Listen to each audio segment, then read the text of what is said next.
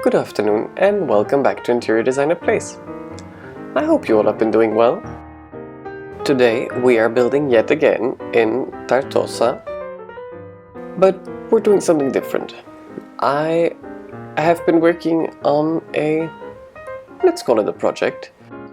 It started out as me wanting to have a nice restaurant bistro location in this world that I shall not name again, and turned out in me developing a whole block of apartments and houses and courtyards and terraces and floors and whatnot.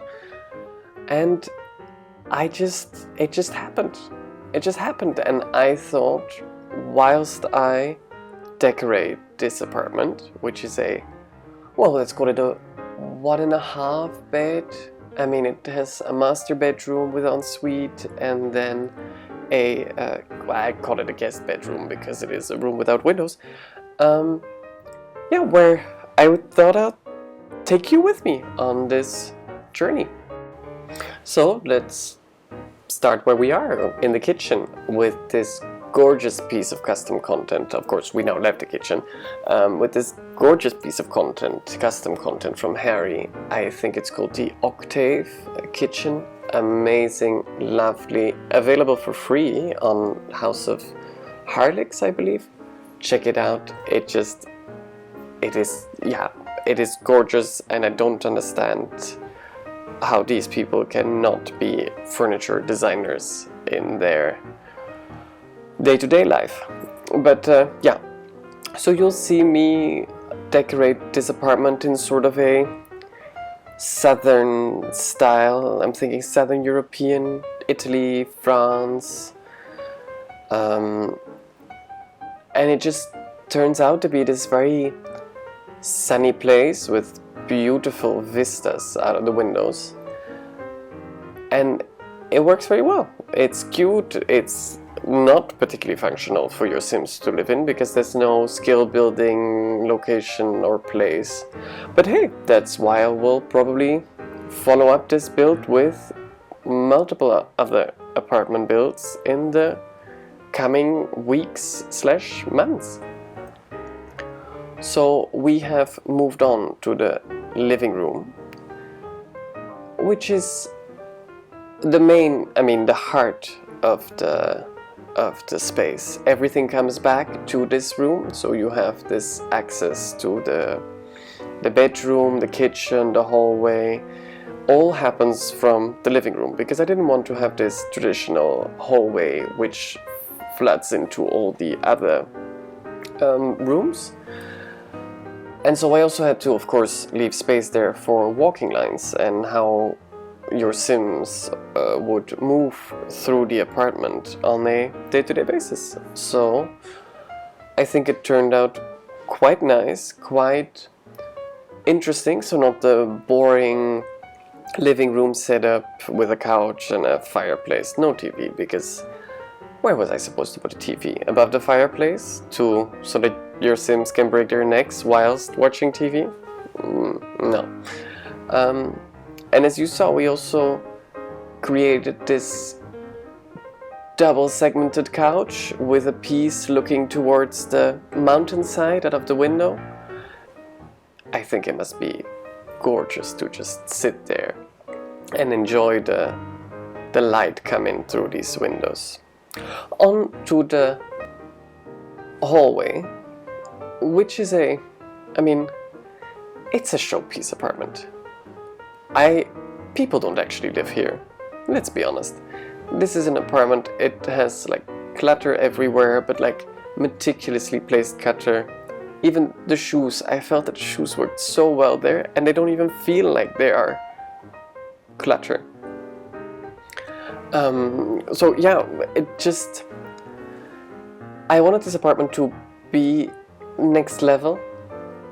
Like, the person that lives here doesn't actually, as I said before, doesn't actually live here, or the people that live here.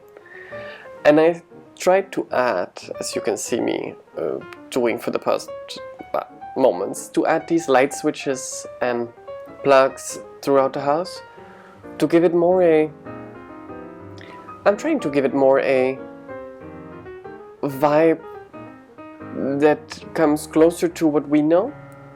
Does that make sense? To what we know in the sense of light switches to switch on the light. They don't always magically appear, except if you have a house which is fully equipped with automated lights, then lucky you.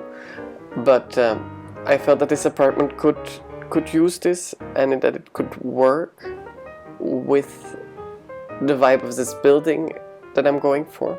And you'll be getting sneak peeks all around the place of how the building looks and how the outside looks, which I have decided that I would not film because it's a very fragmented process.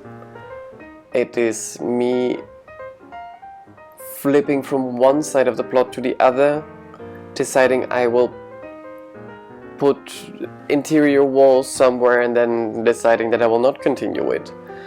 And the only actual functional thing is the bistro restaurant which I wanted, and is downstairs from this apartment.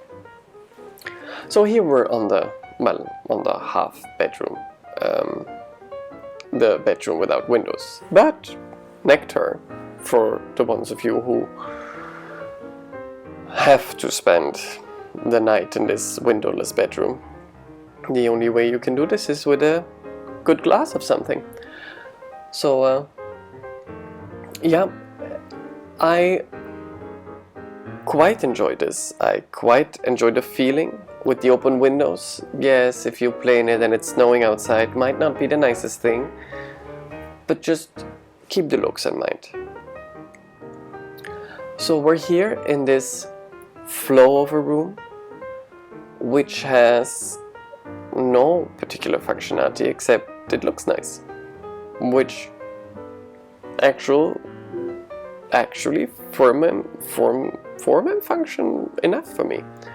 That took me quite something to say that, but fine. And onto the master bedroom, which flows through these amazing doors. I believe they're also from Harry, from the Octave pack.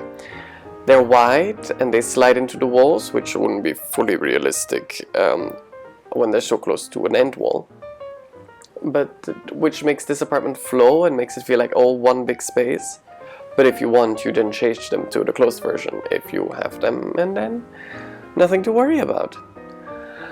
I didn't really film me putting in the dressing in the bathroom because I thought, well, you've seen enough bathrooms and dressings over probably the years with other simmers, so I thought I'll skip that. How I further design and develop this. And that's already it. I mean, those almost 7 minutes flew past. Enjoy the screenshots. Leave a like or comment if you like this video. And don't forget to subscribe if you haven't. And I will see you next time. Bye!